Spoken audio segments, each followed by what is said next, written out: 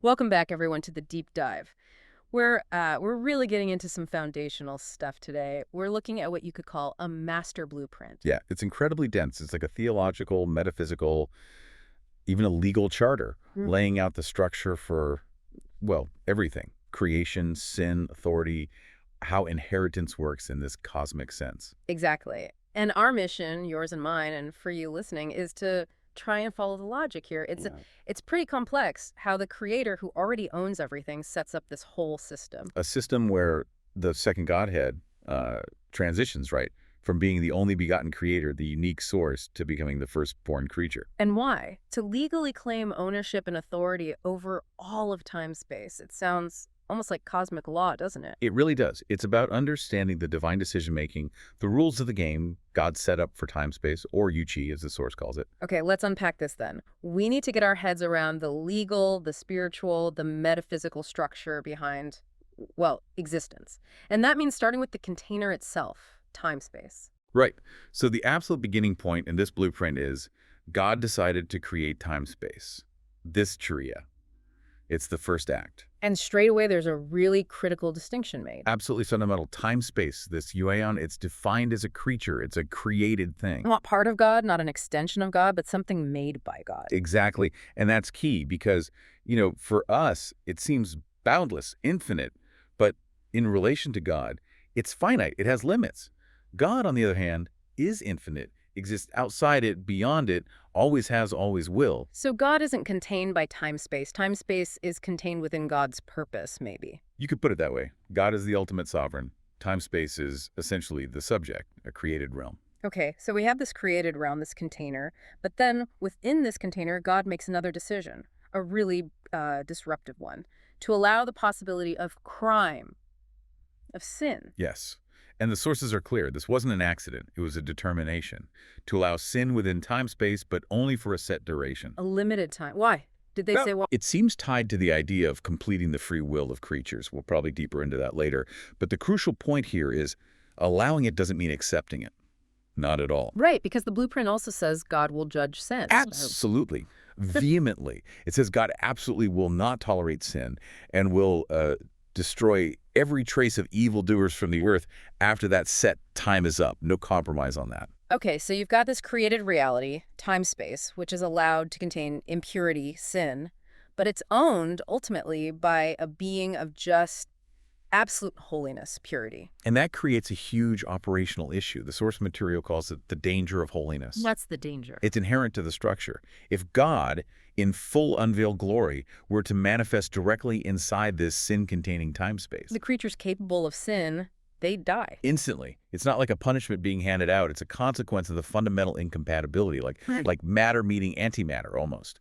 Absolute holiness meets impurity, and the lesser structure just can't survive the contact. Wow. Okay, so to preserve the creatures that are meant to exist within this time-space for this duration, God has to, what, withdraw. Yes, it leads to what the text calls the divine strategy of hiding. God decided to hide, to veil his presence within time-space. Not abandon it, but operate from behind a veil. Exactly. And the explicit reason given is preservation, to keep the creatures alive, give the whole new layer of meaning to that phrase, The God of Israel truly is a God who hides himself. It's not just being mysterious, it's a necessary strategy for creaturely survival. Okay, but if the sovereign is hidden, how does ruling happen? How is the kingdom governed day to day, so to speak? Direct, visible rule is off the table for now. Right, so indirect rule is the only option. And the primary way God chose to express the divine nature and govern these creatures is through what the source calls the mandate of love. Ah, the commandments. Yes. Specifically, loving God and loving your neighbor. That's it. And Uh-huh. keeping these love commandments, that's presented as the completion, the fulfillment of the entire law. It's the operating manual for creatures under Hidden King. But laws need enforcement, authority. If God is hidden, where does that authority reside? How is it made tangible? This is where it gets really fascinating, and maybe the most crucial legal piece of this whole blueprint. God establishes indirect rule by placing two things within time-space: God's name and a throne. Okay, a throne makes sense, a seat of power, but the name. What does that mean here? It sounds like more than just a title. Oh, much more. Think of the throne as the symbolic location of authority, but the name. The name is like the ultimate legal instrument. It's the power of attorney representing the hidden sovereign. All commands, all authority flows through the name that is placed on that throne. So the name isn't just identifying God, it is God's authority operating within time-space. Precisely. It's the proxy. It's the substitute presence. It's the legal and spiritual manifestation of God's rule in this specific contained environment. The source explicitly lays out the authority structure. Ownership, the right to rule or govern, and the authority to judge time-space. All of it resides in God, yes, but specifically these rights are contained within the name of God that's placed in time-space. Wow. So the name holds the title deed, the executive power, the judicial authority, everything. The whole package, it's vested in the name. That completely changes the game for inheritance, doesn't it? Oh, We're yeah. not just talking about inheriting like planets and stars. We're talking about inheriting the name itself. Exactly. To get the universe, you have to get the name. The transfer of all of time-space hinges on the transfer of this name. And that immediately sets up a massive, massive hurdle. An impossible one, it seems. Yeah, that takes us right into the next part. Who could possibly qualify to receive this name? If the name is the stand-in for the infinite holy God within time-space, then its nature must reflect God's nature, right? It must be supreme. Absolutely. The supreme nature of the name means nothing else in time-space is more honorable. It stands above all creatures because it represents the Creator. It owns them, it rules them, it judges them. It's the highest possible status within the created order. So to inherit that status, to receive the name, the qualification must be equally absolute. And it is. There's only one requirement listed, but it's insurmountable for anyone but God. You must be absolutely sinless, What? just like God. Not just good, not just repentant, absolutely sinless. Perfectly intrinsically sinless, because the name embodies the nature of the sovereign who cannot tolerate sin. So the inheritor must match that nature. And the text is blunt. Only God's self is without sin. Therefore, only God qualifies. And there's the barrier. Creatures, by definition in this system, which allows for sin, are capable of sinning. They aren't intrinsically sinless. Right. The barrier is absolute. Creatures cannot become God. They can't achieve that state of inherent absolute sinlessness. And there's another layer, too. Creatures, the source suggests, need their free will to be completed through obedience, through making choices within the system. God, being perfect and complete already, doesn't need that process. God's will is. So a creature's fundamental nature, needing completion, also disqualifies them. It seems so. They just can't meet the standard required to embody the name. So bottom line, no creature can inherit the name. The only one qualified is the one who put the name there in the first place, God. Which brings us to a kind of logical paradox, doesn't it? God sets up the system with a name representing ownership and rule, designs it for inheritance, but the only one qualified is God, who already owns everything anyway. Why? Why go through all this? That's where the blueprint reveals its sheer genius. It takes this radical turn, the strategic decision to self-empty. Self-empty. What does that entail? It's fascinating. God, specifically the second Godhead, recognized this barrier. If the Creator simply claimed the name as Creator, inheriting it in his divine capacity, Then creatures are permanently locked out, right? They remain subjects, never co-heirs, because they can't become God to qualify alongside him. exactly, the whole system would just reinforce the sovereign-subject divide. So the entire point of this inheritance structure wasn't really for God's benefit. God already owned it all. It was structured for the creature's potential benefit. To create a pathway for them to somehow participate. Precisely. And to open that pathway, the second Godhead made this incredible decision to self-empty. The source defines this as voluntarily giving up equality with God and crucially abandoning the inherent pre-existing rights of ownership as God. Whoa, hold on. Abandoning ownership, that's Right. huge. Temporarily setting aside the divine right to rule time-space. As God, yes. It's like stepping down from the infinite throne to enter the system on different terms. It's a legal maneuver of cosmic proportions. The second Godhead chose to appear in time-space as a creature. To operate from within the created system's rules. Exactly. To inherit the name and the authority from the perspective of a creature, fulfilling the conditions from that standpoint. Let's just solidify that hypothetical again. If God just took the name as God, Creatures get nothing in terms of inheritance or co-rule. They can't bridge that gap. They remain subjects forever. But by becoming a creature, the second Godhead creates a new possibility. a new category of inheritor. Yes, the perfect, sinless creature. One who meets the condition of sinlessness, operates under the rules of time-space, but who also, ultimately, retains the divine nature. It changes the whole potential relationship. So the voluntary temporary surrender of divine ownership rights was the necessary first step to create a mechanism, a legal pathway, for creatures to eventually become adopted co-heirs. It seems that way. It's like God created a legal framework, then submitted himself to its rules, even the qualification rules, in order to validate it and open it up. It's a legal strategy designed to elevate humanity, or creatures in general. It's creating a bridge where none existed. And the most powerful move imaginable involved an act of profound submission to the rules of the created world. Okay, so that decision to self-empty leads directly into the execution phase, the incarnation strategy. This isn't just a vague idea, it's a deliberate commitment by the second Godhead. Explicitly. To abandon that inherent ownership and become a creature, the source uses the term hojo. This defines the entire mission within time-space. And the goal is twofold. Yes. First, inherit time-space legally, according to the rules set out. Second, through that process of inheriting, deal with the sin problem. Extinguish it within time-space. Because the inheritor of the name also gets the authority to judge. Exactly. So the one who wins the inheritance is obligated, in a sense, to clean house, to use that authority to remove the impurity. And the specific mechanism chosen for this transfer of title, this proving of worthiness, the source points to the cross. Yes, the mechanism of sacrifice. Yeah. It's presented as the ultimate legal transaction point. The second Godhead decided to become Adam, specifically the representative figure of humanity. The head of the race. Right.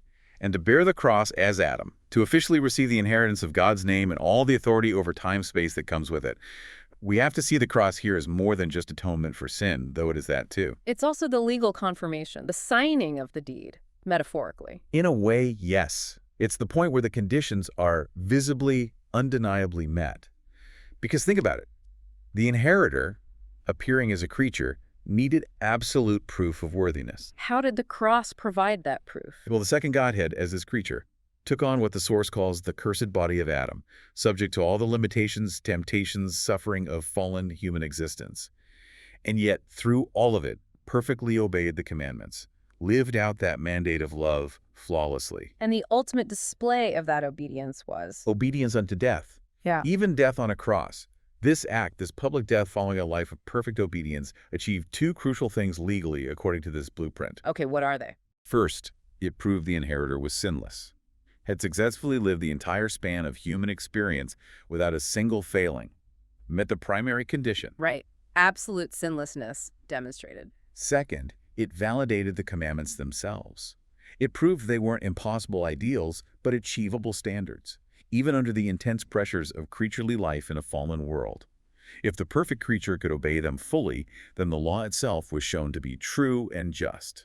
So the cross confirms both the inheritor's qualification and the legitimacy of the Father's law.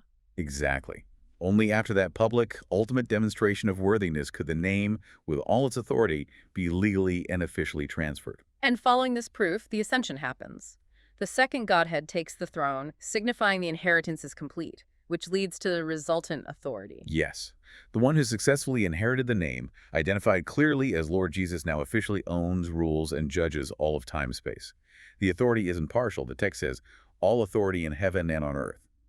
It's total, universal, one fair and square according to the system's own rules. And this absolute authority has immediate stark consequences for every single creature within time-space. No kidding. It creates a sharp division. The sources lay it out very clearly. If you honor the inheritor, you gain life. If you reject the inheritor, you face judgment. And the judgment isn't vague. The inheritor has the power of disposal. Complete power. To dispose of non-submissive creatures according to his will, it's the authority that comes with ownership. And the criteria for judgment, it circles back, doesn't it? Back to that mandate of love from section 1. It absolutely does. This makes the theology incredibly practical, like you said earlier. The judgment isn't based on some obscure cosmic rules. It's based on how creatures treated each other, specifically referencing the command to love your neighbor. Failing to feed the hungry, clothe the naked, visit the sick, or imprisoned. Yes.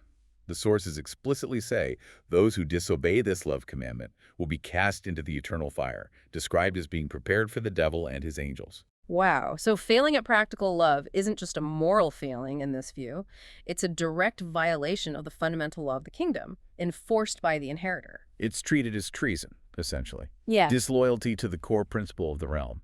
And conversely, Only those creatures who are obedient to that command of love will remain. They're the ones who fit the character of the kingdom. It confirms the whole structure, from start to finish, was about establishing a rule based on God's nature, which is love, manifested through law, and the inheritor now enforces that foundational law. Okay, we need to zoom out a bit now and see how this whole inheritance plan fits into the bigger picture, especially with what came before humans, the fallen angels. Right, the context of fallen angels.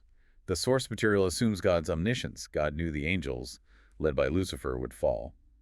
Lucifer's pride, wanting to set his throne above God's stars, that whole narrative. So, angelic free will failed in its original, purely spiritual form. It seems so, and the sources suggest that because of this failure, God decided to pursue the completion of creaturely free will through a different avenue, through Adam. What does that mean, to complete free will through Adam? Well, it seems to mean establishing a definitive embodied example, a model where free will could be demonstrated as capable of perfect, unwavering obedience, even when subjected to physical limits, temptation, and the consequences of a world already affected by sin or rebellion. The angels failed in a spiritual realm. Maybe a different kind of test and a different kind of being was needed. And that ties directly back to the second Godhead's specific choice of identity. Yes, the second Godhead becoming Adam. Not just any human, but taking on that specific representative role. To complete creaturely free will as Adam and to bear the cross as Adam. It underlines that this was about fixing the problem at its root, providing the perfect counterexample to the first Adam's failure, and even the angelic failure before him. Okay, but that raises a question about the first Adam. If the second Godhead is the ultimate, completing Adam, what was the role of the original man created in Genesis, the temporary ruler? We need to understand the setting first. According to these sources, after the angels fell, God imprisoned them in Hades. Okay. Then, God created the first Adam in what's called Hades' earth. The description references the state of the earth in Genesis 1, chaotic, void, darkness on the deep. So the initial creation of Adam wasn't in a pristine paradise totally separate from the consequences of the angelic fall. It was adjacent to it, connected to this realm of darkness and imprisonment. That's the implication. Hades' earth sounds like a contested zone, a temporary staging ground perhaps, intrinsically linked to where the fallen forces were contained. It wasn't the final perfected state. And the first Adam's role within that zone. He was given temporary rule, dominion over that earth in Hades, but it was explicitly temporary, only intended to last until the second Godhead, the true inheritor, arrived. Ah, okay. That sheds light on the temptation scene in the Gospels, doesn't it? When the devil offers Jesus the kingdoms of the world, claiming they were handed over to him. Exactly. According to this blueprint, the devil wasn't necessarily lying about having received some kind of authority. He was claiming the authority over the temporary domain that had defaulted to him, perhaps through the first Adam's failure and subsequent rule within that Hades earth structure. So the temptation was a legal showdown, a contest over the temporary deed held by the devil through default, versus the claim of the rightful ultimate inheritor arriving on the scene. A clash over functional ownership within that temporary structure. But the ultimate outcome of the whole incarnation strategy, the successful inheritance, it establishes the new structure of relationship. Which brings us back to solving that initial problem from Section 1, the danger of holiness. Precisely. God became a creature. Why?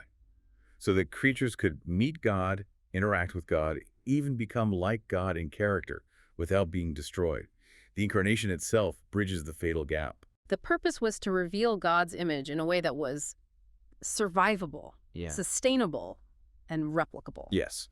To provide a visible, tangible model of perfected creaturely existence, the ultimate Adam that other creatures could then look to and emulate, allowing them to be formed into that same image without annihilation. And this leads us to the absolute core of the transformation, the central paradox that reshapes the whole cosmic family. The only begotten creator becoming the firstborn creature. The terminology used in the source is really potent here. Tronjao only begotten creator becomes Kon firstborn creature. It's the pivot point. The only begotten son aspect that signifies his unique divine nature as creator God, right? Manifesting God's image perfectly because he is God. Exactly. That status remains. But by becoming the firstborn creature, he takes on the form and role of a creature, submitting to the conditions of created existence. And this submission wasn't just for the legal win, the inheritance, it was also about setting the example. Absolutely. As the firstborn creature, the inheritor modeled perfect obedience to the first Godhead. The source material even highlights the intensity of this obedience, praying with loud cries and tears, suffering. It emphasizes the genuine reality of the creaturely experience he embraced. And this perfect model of obedience serves as the pattern, the template for the younger siblings. Yes, the Freya, the creatures who follow him. His example enables them to be formed into God's image too.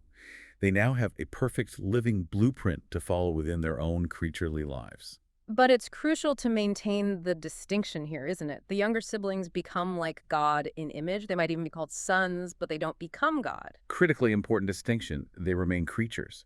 Their sonship is adoptive, based on following the example of the firstborn and submitting to the Father's will, the law of love. Only the only begotten Son is inherently God. The younger siblings are creatures transformed into his likeness, but still creatures. Okay, so the inheritance gets shared, but the fundamental nature of the recipients is different. How does that sharing the legacy actually work? If the second Godhead inherited everything associated with the name. Right. He inherited the whole legacy, the DGO, Right. in his capacity as the only begotten Son, the rightful sole divine heir. But then, having secured it, he acts in his role as the eldest son among creatures to distribute or share that legacy with the younger adopted siblings. So it's like the father gives the entire estate to the eldest son. But with the understanding, or perhaps even the mandate, that the eldest son will then administer that estate and bring the adopted siblings into their share. He becomes the conduit. The mechanism of inheritance transfer. The father's legacy flows to the adopted siblings, but only through the eldest son. That's the structure. Yep. He's the legal mediator of the inheritance for creatures. Without him becoming a creature and winning the inheritance as a creature, that pipeline wouldn't exist. Creatures would have no access point. And is the source material specific about what this shared inheritance actually is for the adopted siblings? Yes, it identifies the specific legacy that gets shared, at least initially, or most prominently, as the 1,000-year kingdom, the one dominini. The millennium. Right. It states that those who participate in the first resurrection, presumably the faithful younger siblings, will be priests and will reign with the inheritor for those 1,000 years. That period of co-reigning seems to be the tangible, administered portion of the authority that the eldest son shares with his adopted family. Which brings us full circle, really, to why the incarnation was so absolutely necessary for the creature's sake. The necessity of incarnation for creatures. It comes down to the legal and ontological reality. If God had just claimed the inheritance as God, well, everything already belonged to God anyway. There's no sharing in the same way. Divine nature isn't something that can be handed out like parcels of land. But by self-emptying, becoming a creature, and then winning the inheritance under creaturely terms. He created the possibility. He established a pattern, the perfect creature inheriting. Now, those creatures who follow that pattern, who are formed into his image through obedience, can receive an inheritance through him. He repositioned himself legally to make co-heirship possible for them. It's an act of legal solidarity, almost, stepping down to lift others up. Exactly. And crucially, this act of submission, this self-emptying, didn't ultimately diminish his own divine status. That's the final tension. Right. Even after becoming a creature and obeying perfectly, the sources insist he remains fully God. And demands the worship, the honor, the love that is due only to God. The fact that all angels, all creation are commanded to worship the firstborn proves that his divine nature wasn't lost or lessened. So he submits to creaturely law to win the inheritance for others, but emerges from it still fully God, demanding full divine recognition. That's the paradox. It is. The firstborn creature is eternally the only begotten creator. And the success of the mission as a creature validates his claim to universal worship as God. Hashtag tag outro. Wow. Okay, that has been quite the deep dive. We've really traced this intricate theological economy, haven't we? We really have. From God's necessary self-veiling because of sin's danger, To establishing the name as this powerful legal proxy, holding the actual title deed and authority over all time-space. then that absolutely pivotal strategic decision of the second Godhead to self-empty, to give up divine privilege temporarily. In order to become a creature, the perfect Adam, to legally qualify and acquire that name through the ultimate obedience proven at the cross. And the result, inheriting all authority, the power to judge, the power to rule, and then the astonishing part, sharing that hard-won inheritance with creatures, making them younger siblings, adopted sons. Who get to co-reign in that 1,000-year kingdom. The sheer complexity, the legal framework underpinning it all, Yeah. it suggests that creating time-space and allowing sin wasn't just about setting up a judgment scenario. It was about fundamentally restructuring authority itself. It necessitated this incredible transaction, the creator becoming the created, specifically so that the end result wouldn't just be subjects bowing down, but actual co-heirs sharing the rule. Yeah. And that final thought, maybe the most provocative one, is just how essential that process was for us, for creatures. Yeah. Our very possibility of inheriting anything, of being elevated to co-heirship. It hinged entirely on God first, voluntarily, surrendering ownership rights as God. And then winning them back as a creature, under the system's own rules. It was a required legal step. Think about that. The creator entering the system he created, abiding by its strictest rules, even unto death, abandoning inherent rights, all to open a door for creatures who could never have qualified otherwise.